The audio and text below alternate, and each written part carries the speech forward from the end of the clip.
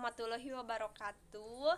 Bertemu kembali bersama saya, Ibu Dewi Nur Apriani, dalam mata pelajaran Bahasa Indonesia di kelas 11. Ya, pada kesempatan kali ini kita akan belajar mengenai teks prosedur part 2 ya. Loh, kok belajar lagi teks prosedur? Kan kemarin sudah.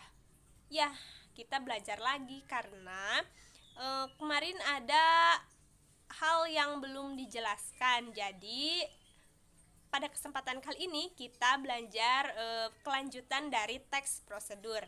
Namun sebelumnya Ibu akan menyampaikan dulu sedikit kata-kata motivasi buat kalian semua. Jangan takut berjalan lambat, takutlah jika hanya berdiri diam. Maksudnya apa ya? Maksudnya jika dalam pembelajaran bisa diartikan seperti ini. Jangan takut untuk belajar sedikit demi sedikit atau belajar lambat, ketinggalan daripada orang lain. Takutlah jika kalian tidak belajar sama sekali atau hanya berdiam diri. Jadi tetap semangat ya dalam belajar dan menuntut ilmu dalam hal apapun.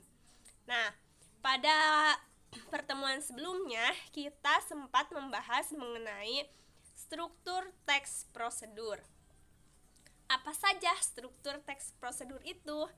Yang pertama, tujuan atau pernyataan umum. Yang kedua, langkah-langkah. Yang ketiga, penutup. Ibu tidak akan bahas ini lagi ya karena ada di materi sebelumnya. Kita lanjut belajar mengenai kaidah kebahasaan teks prosedur.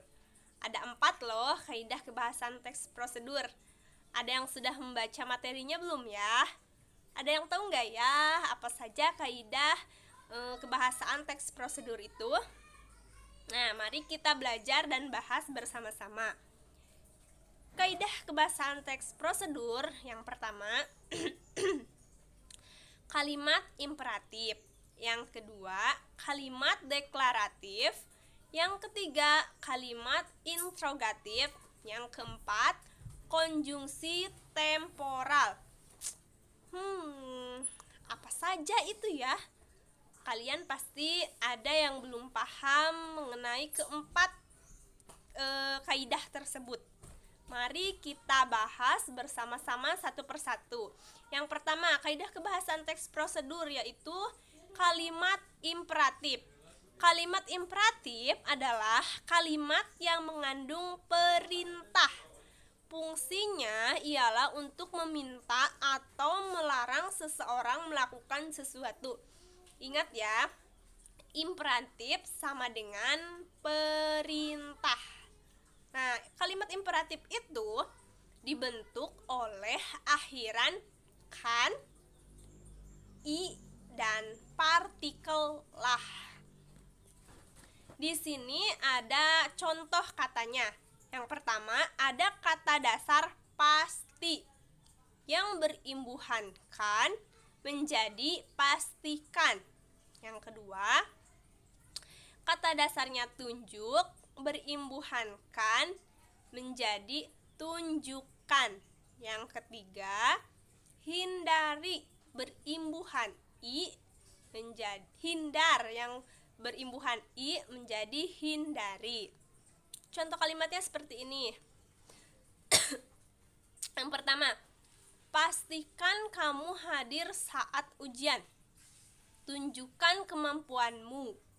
Hindari hal yang buruk. Nah, kalimat-kalimat yang pastikan, tunjukkan, hindari itu merupakan kalimat-kalimat perintah kan?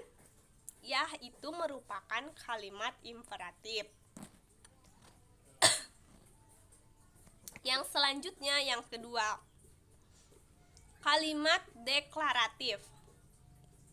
Kalimat deklaratif adalah kalimat yang berisi pernyataan. Kalau yang tadi perintah, sekarang pernyataan. Ingat ya, deklaratif sama dengan pernyataan.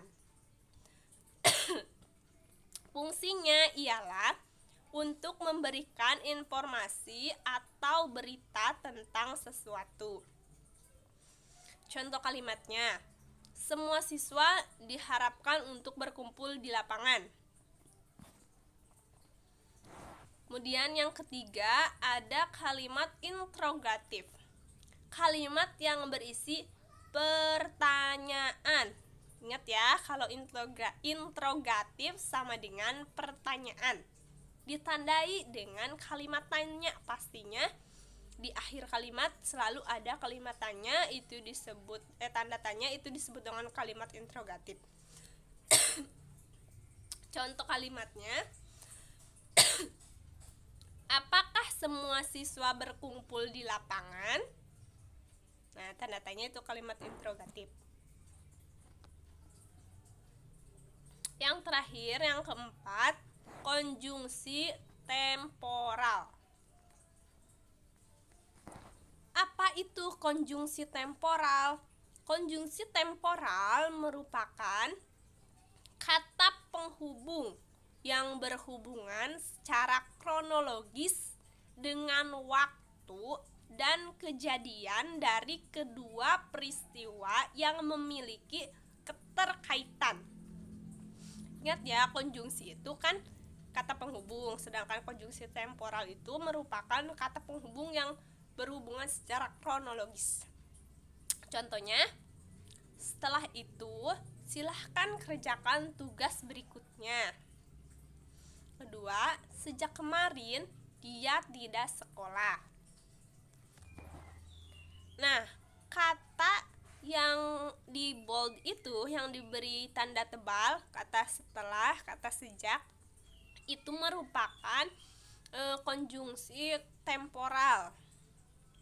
Ya, merupakan kata konjungsi temporal karena memiliki hubungan secara kronologis dengan waktu ya. Nah, cukup sekian materi yang dapat Ibu sampaikan pada kesempatan kali ini. Semoga apa yang Ibu sampaikan bermanfaat bagi kalian di suatu kemudian hari nanti. Wabillahi taufiq wal hidayah. Wassalamualaikum warahmatullahi wabarakatuh. Tetap semangat, belajar terus, belajar lagi. Jangan mudah menyerah. Bye-bye.